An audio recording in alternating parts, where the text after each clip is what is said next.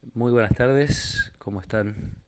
Los invito a hacer nuestra oración de cada día. Vamos a leer juntos un pasaje del Evangelio. Seguimos en el capítulo 2 de San Marcos. Un sábado en que Jesús atravesaba unos sembrados, sus discípulos comenzaron a arrancar espigas al pasar. Entonces los fariseos le dijeron: Mira, ¿por qué hacen en sábado lo que no está permitido? Él les respondió: ¿Ustedes no han leído nunca lo que hizo David cuando él y sus compañeros se vieron obligados por el hambre? ¿Cómo entró en la casa de Dios en el tiempo del sumo sacerdote Abiatar y comió y dio a sus compañeros los panes de la ofrenda, que solo pueden comer los sacerdotes?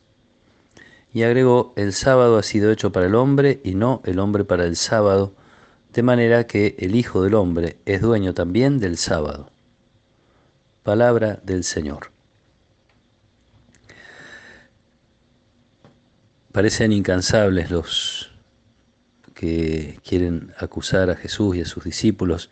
En estos días lo escuchamos, primero en la casa donde llevan a ese paralítico que lo bajan abriendo un agujero en el techo, después en la casa de Mateo, recién llamado, que lo critican por comer con publicanos y pecadores. Ayer el problema era que sus discípulos no ayunaban, ahora los encuentran, no sé qué estarían haciendo los fariseos atravesando los sembrados, seguramente observando a Jesús y a sus discípulos. Y Jesús es paciente, Jesús los escucha, les responde. eh, Intuitivamente uno enseguida piensa en ganar la discusión, y seguramente Jesús está pensando en otra cosa, está pensando en ayudarlos a esa conversión a la que está llamando, ayudarlos a cambiar el corazón.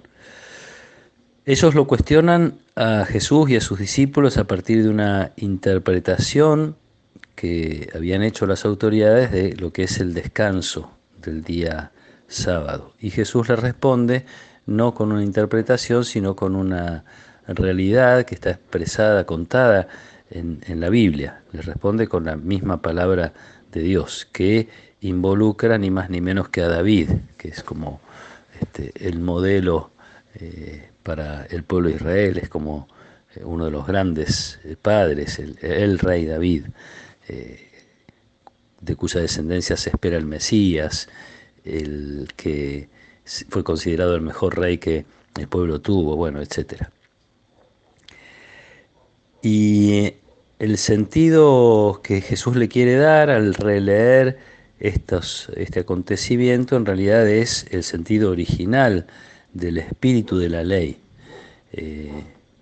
Las leyes fueron puestas por Dios no para que el pueblo haga determinadas cosas porque simplemente a él se le ocurrió, sino que fueron puestas por Dios porque es el bien.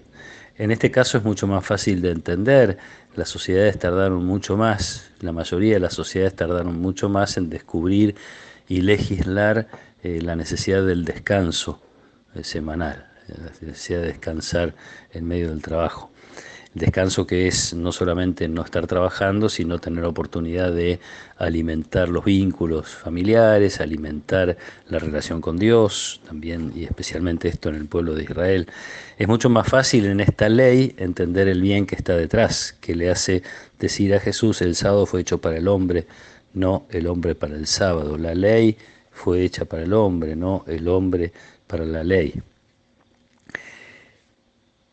Si es así, entonces frente al pecado, o a los pecados en general, o a cada uno de mis pecados en particular, no puedo pensar que Dios se enoja o se ofende, sino más bien que Dios se entristece, se lamenta, como cuando uno propone un bien a una persona que ama y esa persona elige otro camino. Es más fácil entender así el corazón de Dios, y entonces entender también desde allí el corazón paciente de Jesús. Estos fariseos, los escribas, las personas que lo critican, en realidad son todas personas con sus propias limitaciones, defectos, y en todo caso lo ideal es tratar de mostrarles un camino de bien. Entonces Jesús también a ellos, de algún modo y como puede, les anuncia la buena noticia, les anuncia el Evangelio.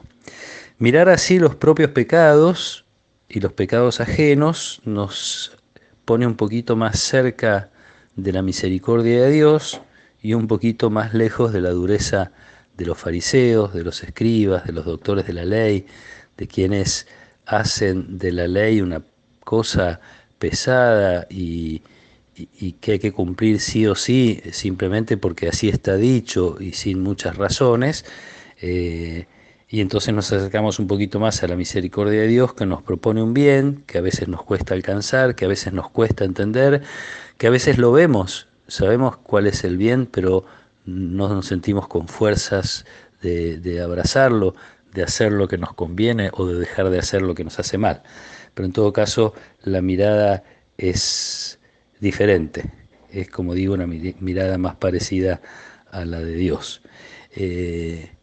Y probablemente el camino para la misericordia con los otros, para la paciencia con los otros, para la búsqueda de caminos, de anuncio del Evangelio, de la buena noticia, probablemente el primer paso sea que esa mirada misericordiosa la tengamos sobre nosotros mismos. Ojalá podamos mirar como Dios mira nuestras limitaciones, nuestros pecados, y mirar también como Dios mira nuestras posibilidades, nuestras capacidades, nuestra capacidad específicamente de convertirnos, de modificar lo que haya que modificar. Aunque no nos sintamos grandes pecadores, seguramente gracias a Dios no lo somos, pero siempre hay un camino de conversión para hacer. Pidámosle a la Virgen que nos regale de Jesús esta capacidad de amar como Dios, de mirar a los demás como Dios y también empezar mirándonos a nosotros mismos, como Dios nos mira. Que el Señor los acompañe en esta tarde, los proteja y los bendiga, en el nombre del Padre, y del Hijo, y del Espíritu Santo. Amén.